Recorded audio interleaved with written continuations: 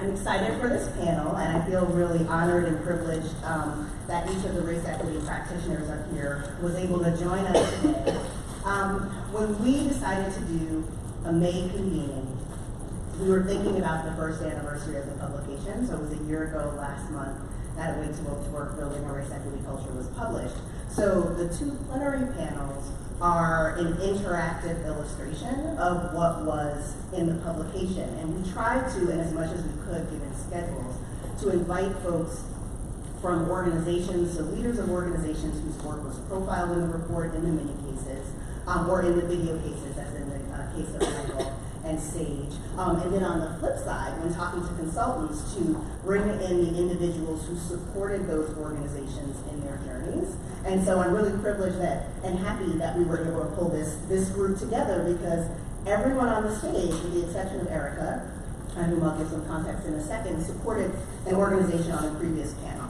And so as they answer questions and share insights, they can both reflect on what was said earlier and their role in that, as well as in their broader work. And Erica, who is a swing member of the team for today, both moderator and panelist, was the lead researcher on the publication. So she interviewed, she did the case interviews for the publication, and we thought that would be a great role for her to play as moderator of the last panel, but she's also a phenomenal race equity practitioner like everyone else up here, and so we wanted her to have the opportunity to share her insights from the publication specifically, and then from her broader work. So I'm going to hand it off to the panelists to introduce themselves and talk a little bit briefly about their work and their particular approach. Because this is a panel of consultants, everyone organized in advance. So my role here is really procedural. After the introductions, I'll tee up a couple of questions that the panelists expressed a preference for, and they can respond to those questions, and then in the middle of the panel, as with the last one, we'll turn to the audience and have a more interactive dialogue for the remainder of the session. And so without further ado, Erica Hines. Hi. Crossing over from the last panel to this panel, I will give you my Equity in the Center and Pro-Inspire role, which, as Kate said, it was to serve as the lead researcher in helping develop the publication and the framework for A Way to Work, which has been a tremendously fulfilling professional thing to do. In addition to the work that I've done with and continue to do with Equity in the Center and Pro-Inspire, I also have my own firm called Every Level Leadership, and in my elevator speech is that I help organizations align their commitment to doing diversity, equity, and inclusion work to their actions around doing diversity, equity, and inclusion work, and making sure that those two things actually happen. So that's a little bit about me. Good afternoon, everyone. I like to call myself a talent strategist because in my work I partner with organizations to really help them develop their greatest asset, which is their people. And oftentimes that is supporting them with strategy, talent strategy, and diversity, equity, inclusion strategy, but also with some training, facilitation, and coaching type of work. My connection to Equity in the Center came when I was still at Europe. Europe was one of the 3 organizations that was featured in the Awake Woke Work report, and I had the privilege of serving at Europe for almost 12 years, leading organization development in HR, and also as part of my scope of work, also led diversity and what we called in that time, diversity and cultural competency with the staff and the board, and many of the alumni and students of the organization.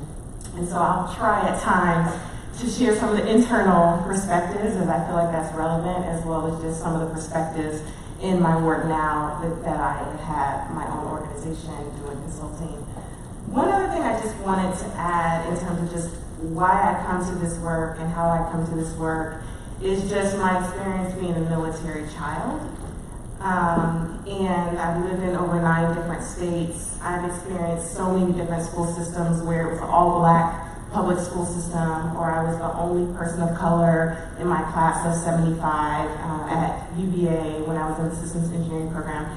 And, you know, one of the things that really makes me passionate about this work is that education is so lacking in really being able to help individuals learn the history of race and how that impacts us and how it shows up. And we often, depending on how we were raised or where we grew up, have very different levels of understanding, but yet we get into these work environments and there's this culture where you just need to know. We assume that like you need to know and there's not that space to be a learner. And so I enjoy coming to this work because there's just so much about our culture that we've been raised in that needs to be dismantled. And that starts with just, we are not experts. And just because we're 35 or 40 or 55 or whatever our age is, there's just so much for us to understand and learn when it comes to race equity and diversity, equity, and inclusion. Hi, everyone. Hi, everyone. Okay. Hi, everyone. It's good to be here. I missed the gathering in Baltimore, which is my hometown, so it's really good to finally be at an Equity in the Center event and been connected in terms of being one of the many advisors that Equity in the Center engaged. But most specifically, as you heard, is the connection with Michael Adams as the CEO and president of SAGE. Ika Mohammed and Gita Gulati-Parti, which I'm sure might be familiar names with many of you, got involved with SAGE in the second phase of the work. And then Ika and I continued in terms of making that transition into the third phase. And I have to say, whenever we do an equity assessment report, one of the recommendations is always tell your story. That it's important for folks to share their lessons, to talk about when you hit the wall, and to also brag and talk about what's going on. And so it was amazing when Kay sent me an email and said, here's 10 videos or 15 videos that Michael had done telling the story of SAGE with such honesty and vulnerability, and also pride in terms of the progress. So, you know, he got an A++ on the assessment report in terms of being able to tell the story. So just a little bit, MP Associates, we're actually celebrating our 15th year in existence, so that has been really exciting. And we work mostly with national organizations and foundations, really thinking about the approach of looking at comprehensive change and an ecosystem approach. So for organizations that have made the commitment that want to advance racial equity and are trying to figure out how to operationalize it in their policies and practices. And I'll say just the other piece of this also is, as some of you know in the room, might be familiar with racialequitytools.org. So this is a curated clearinghouse, a love of mine, and also World Trust Educational Services and CAPD, just as a place to have the resources and the tools and the case studies of many folks in the room, and of course with Equity in the Center. So that's just another part of our work as well. Looks like this doesn't want to turn on. Oh, there we go. Sixth time's the charm. Hi, everybody. Good afternoon. My name is Nicola Chin, and I'm really glad to be here with you all today. I'm the founder of Uplift Community, and I started this really as a practice to help people connect into their personal power for change about 7 years ago. The real impetus for it came after being on teams of wonderfully talented people in several different organizations where I felt like we weren't making the impact that we really could in the world. And when I kind of stepped back, I saw that we would try to solve strategic planning problems over here, we would engage folks on organizational development issues here, and then we'd go to equity and racial justice trainings over here. And I started to think what we really needed to do was break down the silos between those areas, and not just do knowledge transmission in really good workshops, but do iterative, long-term behavior change and adult learning. So that's a lot of the perspective that I bring, is really integrating and weaving together racial justice and equity learning with how you build a strong organization and how you think strategically together. And I got a lot of my start working with Leadership for Educational Equity. And I'm really grateful to all the folks at that organization who helped me learn how to do a lot of the work I'm doing today. And a final piece of the work that I just wanted to share with folks is, I come to this from Maine. So I'm from Chicago originally, fell in love with a little post-industrial town in Lewiston, and a huge part of why I started up with community was how do we connect to organizations who don't have the privilege of being in larger urban centers or population centers where they can access consultants like us or workshops and trainings like this. And so through that online upwithcommunity.org website, we're publishing monthly letters and interviews with folks, trying to get tools out to more rural communities and places outside of city centers. Thanks to each of you. It's been such a pleasure to get to know each of you over the course of what's now been the last 2 years. We at Equity in the Center have a resource mapping working group, and that's co-chaired by Carly Hare of Change Philanthropy, who's here in the room, and Sean Thomas Brightfeld of Building Movement Project. And we have a group of about 13 advisors, including Tika, who is, and Nicola? Yeah. Yes. We haven't had a call in a while, but we're going to have one next month. And they've helped us to curate a list of resources, but another thing that that group helped us to do was to narrow a set of questions that stakeholders, namely executives in nonprofit and philanthropic organizations, have about doing, leading, beginning equity work. So the questions that I shared with the panelists in advance fall into a few buckets. So the first is choosing a consultant, the second is getting started, the third is getting buy-in for the work, and the last is leading the work. And so I'll tee up the questions that each of them said they wanted to answer in those categories, and then we'll have a bit of a discussion. So we'll start with choosing a consultant. And Nicola, since you spoke last, I'll let you kick it off with how to choose a consultant, and then how do you know that that consultant is good? And then I would ask that Erica also respond to how do you choose a consultant. Great. The first thing that I'd like to ask groups is, what do you know about how you like to learn?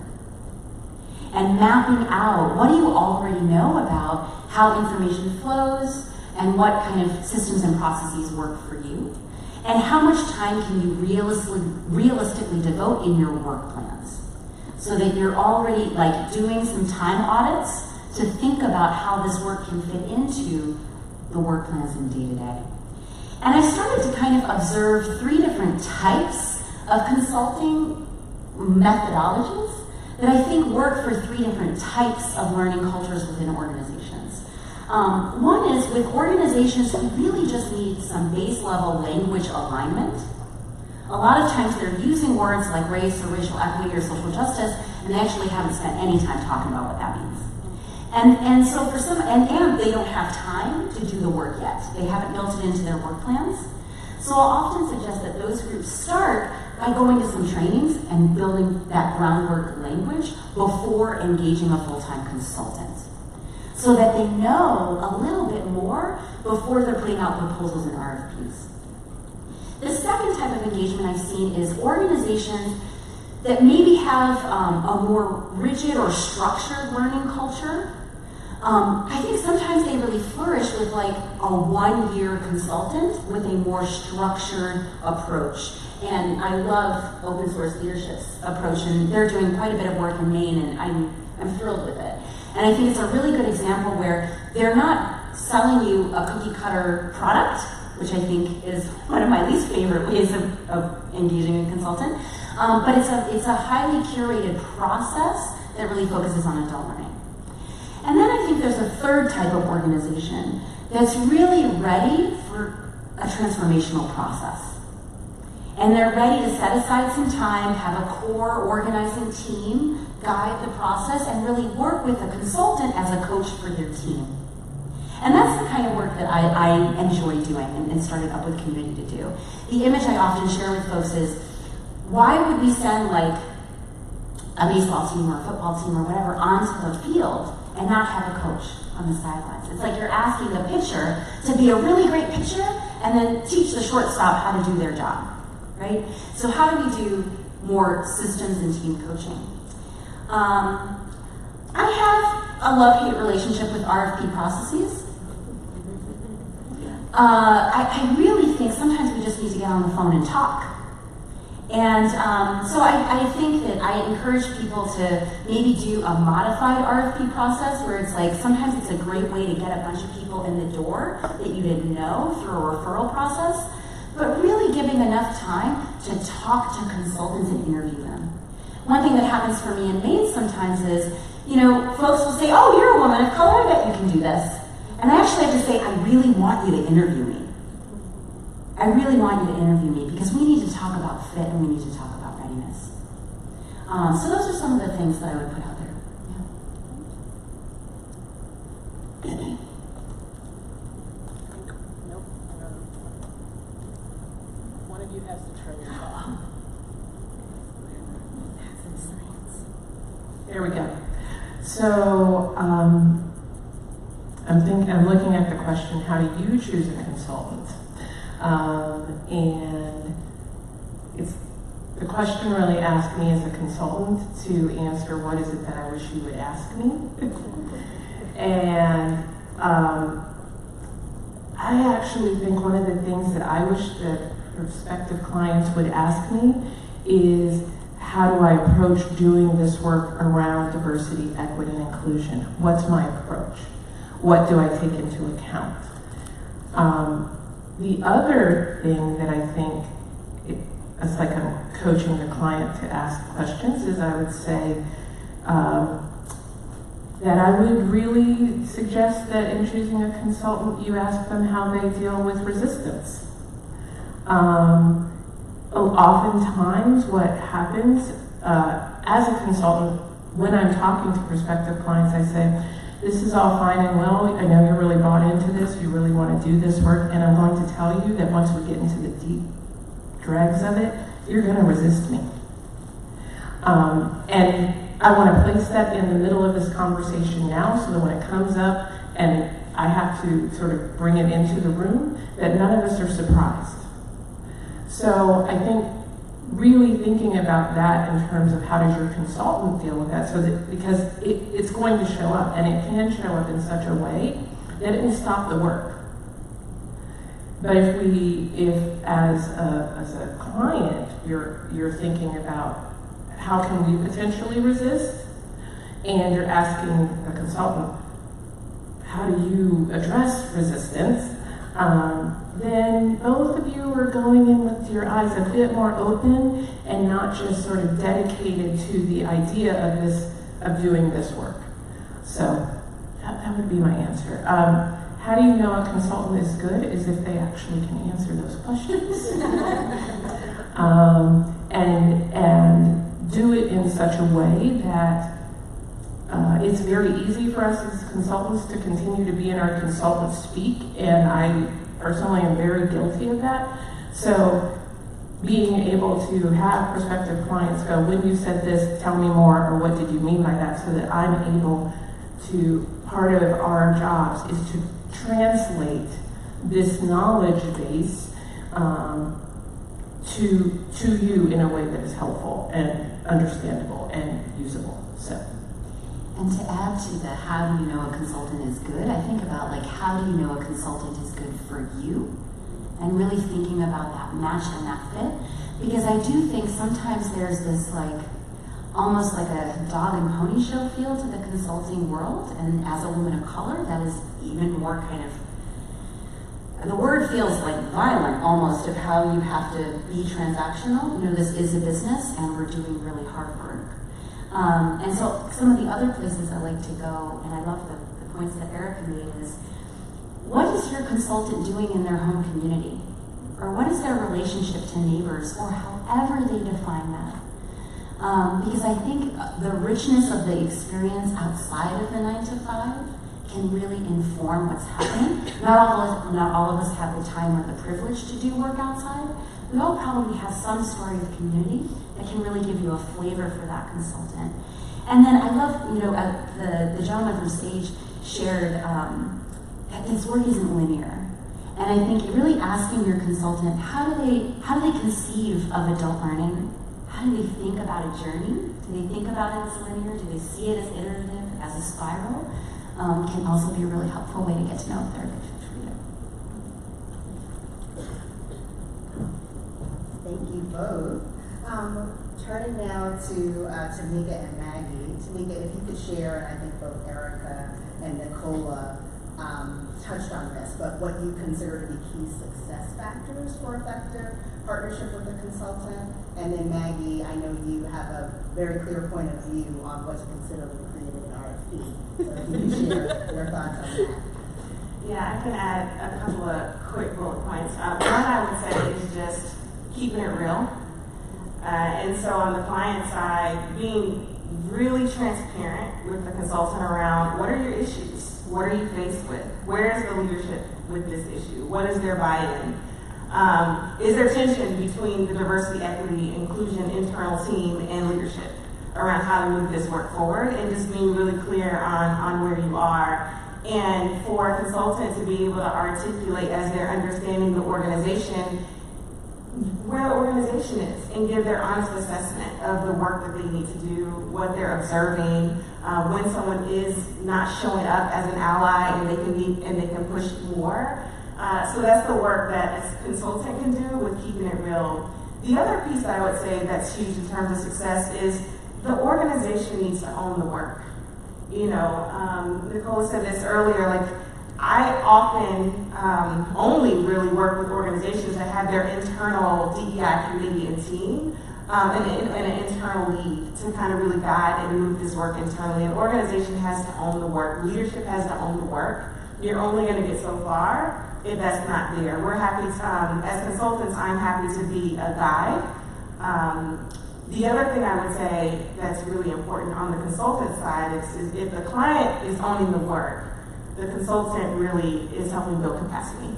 And so when I'm finished with our engagement, there are some things you should be able to do for yourself that you couldn't do when we first started the engagement. And so that's one other factor that you can think about when you're working with consultants. So there is a point of view to it, but I guess I would like to offer these more as suggestions for the RFP. And I think part of it is just reframing it from an RFP to this business model to a reflection process. You know, use it as a tool to engage your staff to help to begin thinking about what this change process is all about. And I think for consultants to step into that, and I love how you talked about it in terms of coaching, and that we're really being thought partners with you and less than service providers. So, you know, what is the impetus for this process? What are the steps that you have taken? What are your hopes at this stage of where you are organizationally? Share if there's some specific dynamics, if there's some, you know, major staff transition, you're embarking on a strategic plan, try and provide that container so the consultant can get a sense of it. I'll say many RFPs I've seen have these like deliverables and deadlines and all these things. And I'm like, I hear your urgency. Like, I know you want this done tomorrow. But at the same time, it speaks to, in many ways, how white dominant culture manifests within the organization. So part of it is racial equity work is adaptive work. And so there's not a linear process that's been shared. And also the question is, what are you asking as deliverables and outcomes? Part of this is building relationships. Part of this is how you're engaging the staff differently. It's not how many trainings you can do in a one-year process. So really to begin thinking about that.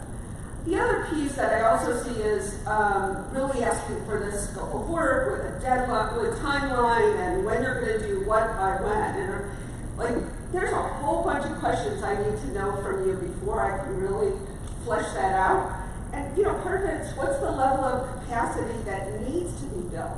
How broad and deep is your commitment right now? How will time be allotted for this change process? What has been some of the past discussions that have happened in racial equity? Talk about what harm has happened, especially with staff of color. Share about those inequities. And have the interview process. What do you need to know to get you to the interview? and then have the interview be the intake, and then ask the consultant to be a thought partner with you in thinking about what that scope could look like. Thank you all. Next, to getting started, how do we begin this work? Where do I start? Where does my team start? Tamika, would you mind responding to that, and then Nicola? Yeah, I shared this a little bit earlier, but it is really helpful to have a leadership alignment and leadership support for this work. Very often, and it's very common that you don't have broad-scale leadership support in starting this work. Most organizations don't. And so what I suggest is there a leader that can be a sponsor, and being able to really engage that leader as a sponsor with the DEI committee and with the HR team is really helpful in how far you can get with this work. The other thing that I've already mentioned as well is just having an internal team be a diversity, equity, inclusion team. And, you know, that team shouldn't just be people that are passionate about this work and that volunteer to do this work, but they should represent the different pockets of the organization. They should be folks who are not that excited or, you know, don't think we need to do this or wonder why we're talking about race.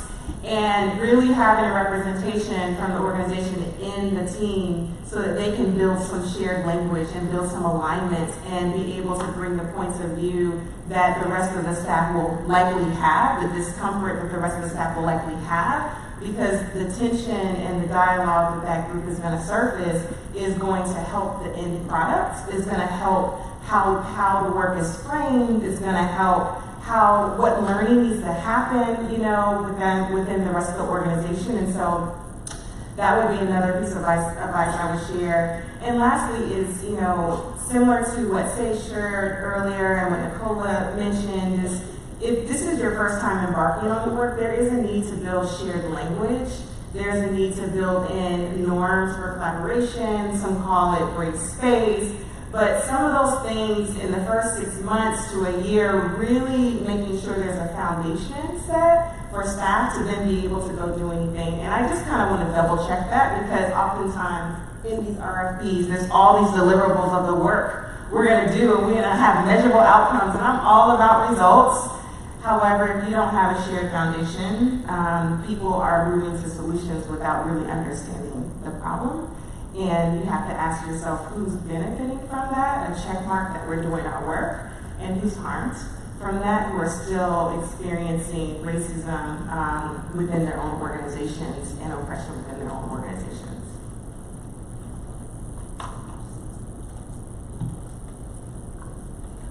Thanks, Tamika. That was great. Yeah, and I'd love to build off that answer. That was great. So I'm going to share in this question and a couple of other questions some ideas that are pulled from some writing that we've been doing with community. And if anybody would love to see kind of the longer pieces that these ideas are pulled from, just email me. I'd be happy to share it with you. So in the work over the last 7 years, we kind of started to see what I would categorize as 6 different places and ways of starting. It's not foolproof, it's only 7 years, but I would kind of lay out these 6 places. Like, one is some groups come to us knowing a lot of their problems, but not yet having cut their issue. And for the community organizers in the room, know what I mean, right? Problems are the symptoms of the thing, and we can often see the symptoms of the thing. But the issue is the actual root cause we can organize around, right? Sometimes we need to spend some time figuring out what the issue is before we design a deliverable or a work product. The second is aligning purpose, outcomes, and process.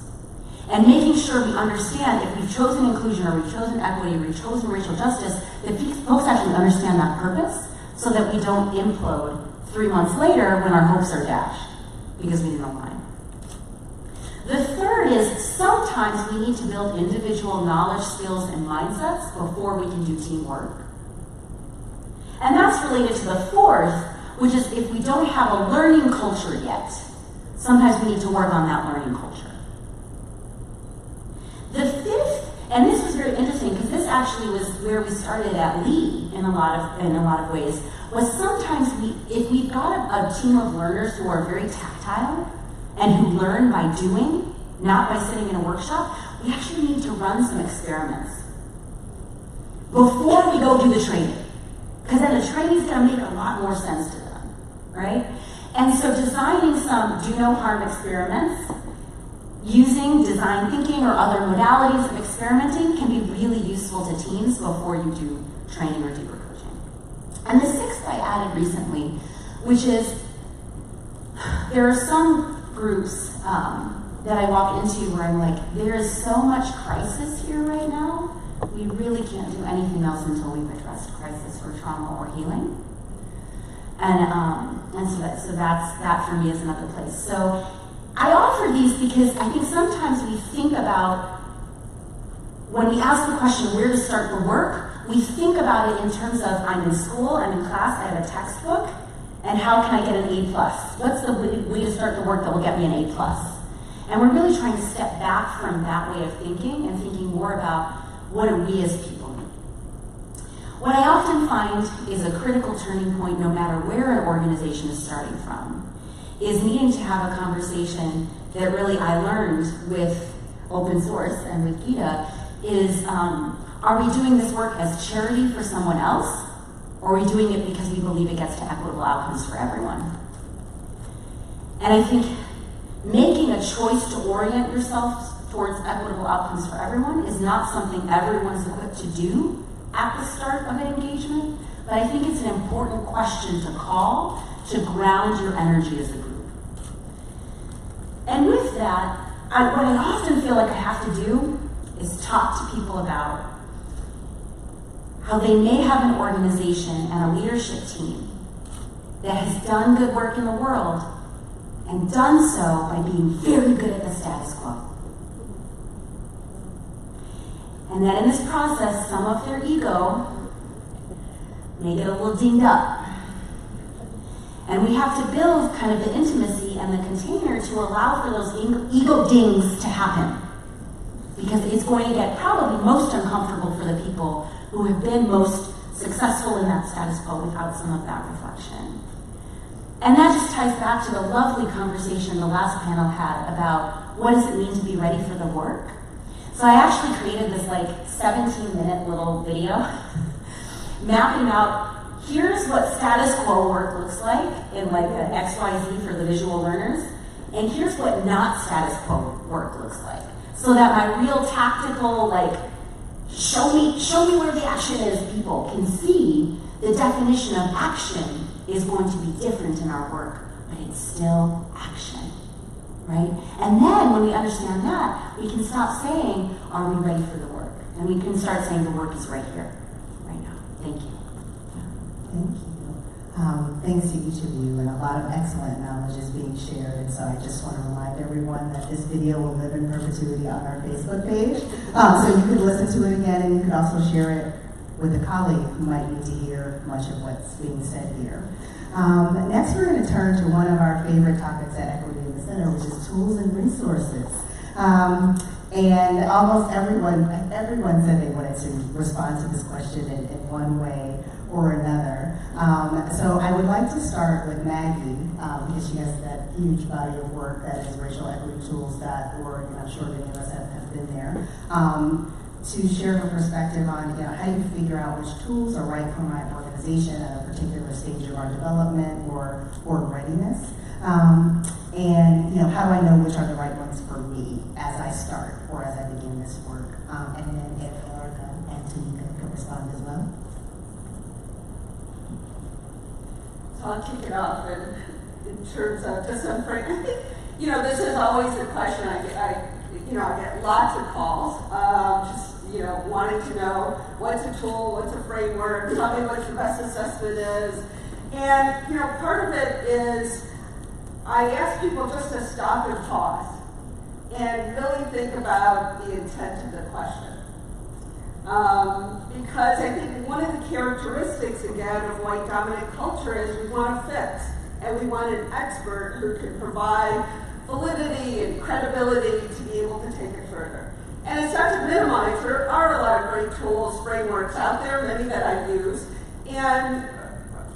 but I think part of it is taking a step back and listening to the wisdom that is currently in your organization, and how individuals, specifically staff of color, specifically those most impacted, can have a different discussion about where this change process needs to go.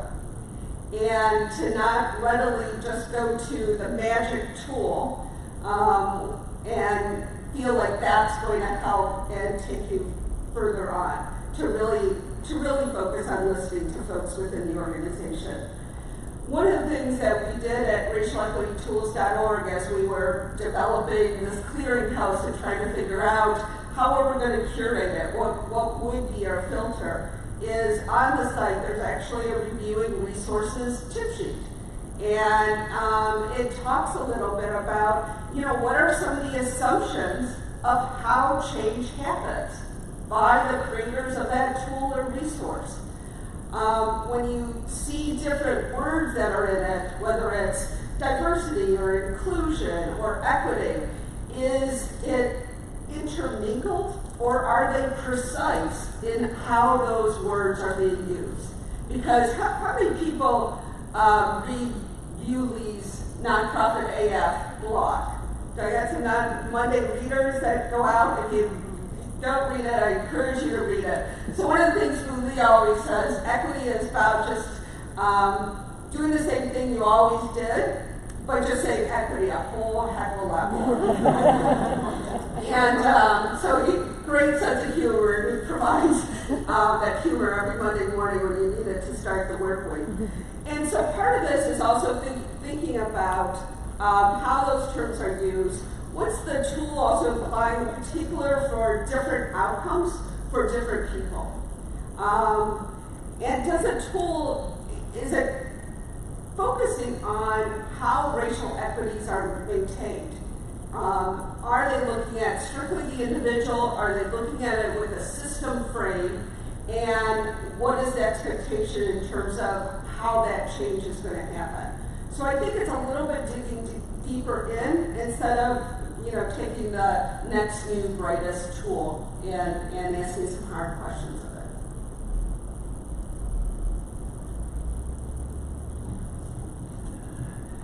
So I would, I'm actually going to perhaps flip this and say, I would ask you to think about what is the impact of the current work that you happen to be doing around diversity, equity, and inclusion. What is the impact of that work? What is it? Have you increased representation? Have you built a more inclusive environment? Or are you addressing systemic inequities? All of that's reflected behind my head. And to think about, to begin to initiate not only that conversation, but also the reality of realizing that we can't actually sort of jump to doing equity work. That you have to actually do some other things first. And I think in terms of figuring out the tools, it's to think about the tool in terms of what is our next, what is that next step that we're trying to take? And is there a tool that will help us get there? I think as a consultant, what we hear is can you give us the toolkit? Can you give us the framework? Can you give us and really what that is do you have the magic answer? And I tend to use humor a lot, and so I say, let me tell you this up front, I'm not Harry Potter. I can't come in here, I don't have a specific spell, or else I would be really rich, and I would just give that out. So it's really about thinking about these tools and frameworks in the context of what is that next type of impact that we want to have, and then figuring out which tool fits that. And we can give you suggestions about what that is, but it needs to be within the context of choosing and working with our clients in terms of what direction do you? A little under an hour left in this discussion because we were running about 10 to 15 minutes behind. And I do want to name that Nicola will have to leave a little bit early. So if you see her slip away toward the end, that's why, because she has to catch a flight. I was wondering if what we might do now is turn to the audience. Because when I was looking at the remaining questions that we have for getting buy-in for the work and leading the work, and I have a feeling that a lot of people in this room have these same questions. So I wonder if as people offer their questions, you might respond to those that you said you wish to talk about. Does that work? All right. So who has questions?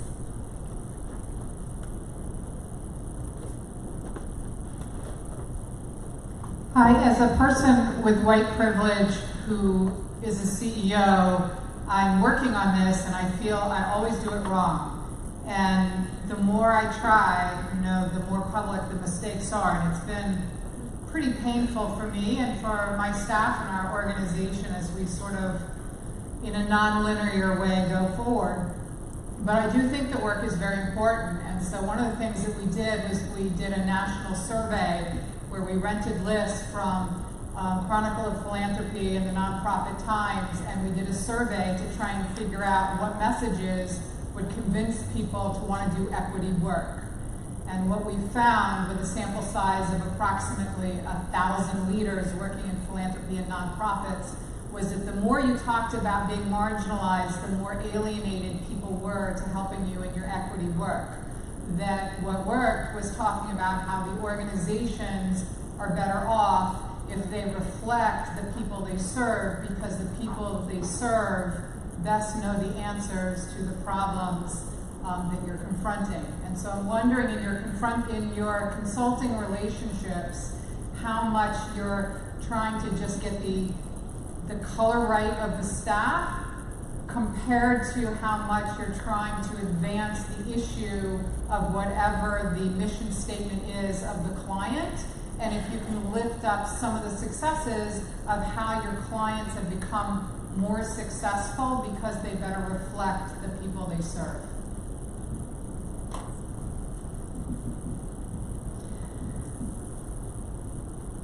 Thanks for your question, and I first just want to acknowledge and appreciate you sharing where you are on your journey in terms of understanding white privilege and owning some of the mistakes that you've taken.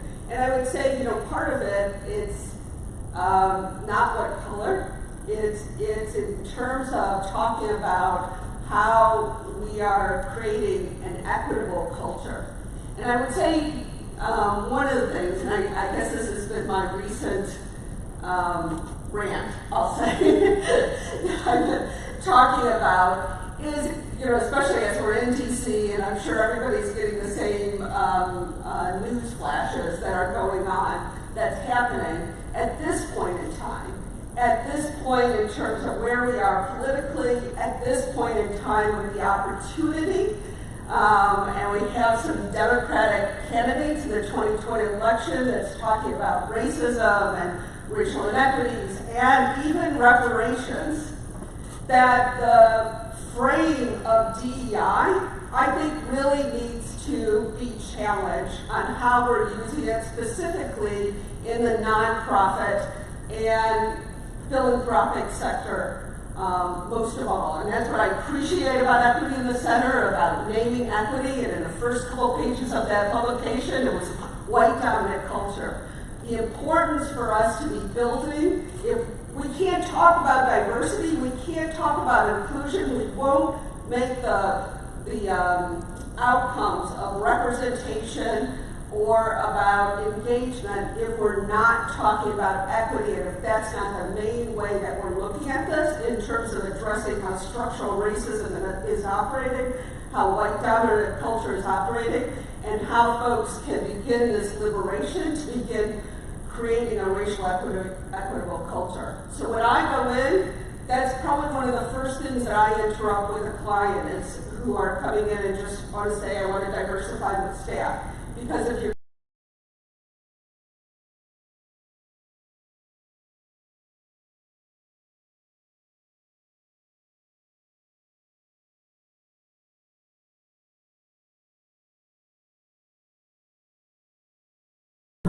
Would anyone else like to share, or we can go to another question? Yeah, as I'm reflecting on that question, one of it consistently shows up in anytime you go into an organization, how you need to talk about the work. What will be acceptable in the organization and what will people be able to hear. And as a consultant, I need to take that in and then also say, and I'm going to nudge you a little bit further. And a lot of this is saying, I'm going to take you to the learning edge. I'm not going to let you free fall into a waterless ravine and you break all your bones. I'm not going to try and do that. But what I am going to do is, if you say you're right here and that's all that you can hear, I'm going to figure out what's the 30% more that I can present or that we can talk about or that we can address, because I'm not going to leave you in this area of feeling necessarily comfortable and feeling like when you leave, not only a training but coaching or consulting, that you have something to think about. And I probably will have something to think about. So I think as consultants, we have this balancing act of wanting to meet you where you are and push you further and get results. So it's a little bit difficult at times.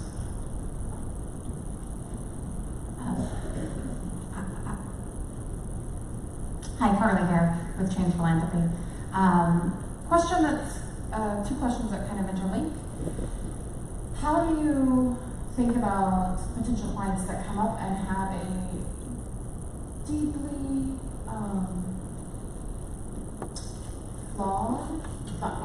an unrealistic perception of where they're at and what they're looking for in the work? So how do you manage that conversation? And then also, when do you know to pivot?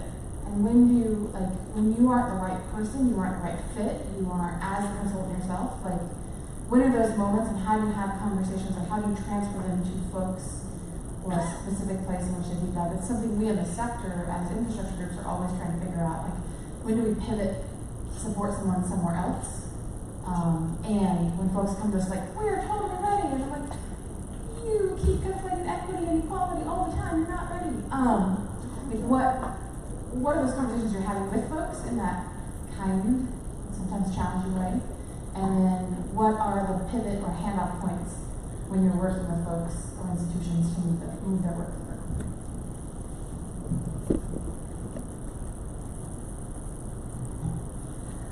Thank you for that question. I want to kind of address the first part of the question in regard to just what was the question? The first part of the question in regard to oh my goodness, can you just repeat that first part really quickly? There it is. Okay. Oh, yes. Thank you. One of the pieces that I think is really important is the organization does know what's going on in the organization. The challenge is the person who's talking to me has a deeply flawed perspective. And so one of the things that I try to do when I'm engaging a prospective client is I ask questions about the stakeholders within the organization to get a sense of how much are you talking about this and whose voices are being heard and who has a seat at the table, and starting the work trying to create systems where individuals within the organization as well as individuals who are being served by the organization really doing a stakeholder analysis on how are they impacted by your mission? How are they impacted by the work you're doing around race equity and diversity, equity, and inclusion? And how do we get their perspective in the room if we don't already have that, and help the organization strategize around that before they actually then come up with solutions? And so that's one of the things that I try to do to be able to get at that. Yeah, and this brings back for me the conversation that we started with about how do you choose a consultant? And when I'm listening to a group and I'm hearing they are using words differently, that may be where I say, okay, let's start with some 101 training and then engage in a different conversation, right? Or wow, you don't have the time to do a more transformational project, why don't you do a more structured one-year engagement? Here are 3 people that I know do that really well. So a lot of times I try to detach from my own need for work and just see those initial conversations as, it's going to take 2 or 3 cups of coffee for us to figure out what you actually need, and I have no attachment to the outcome if that has to be me. You need that time to talk it out or write it out before you can get there.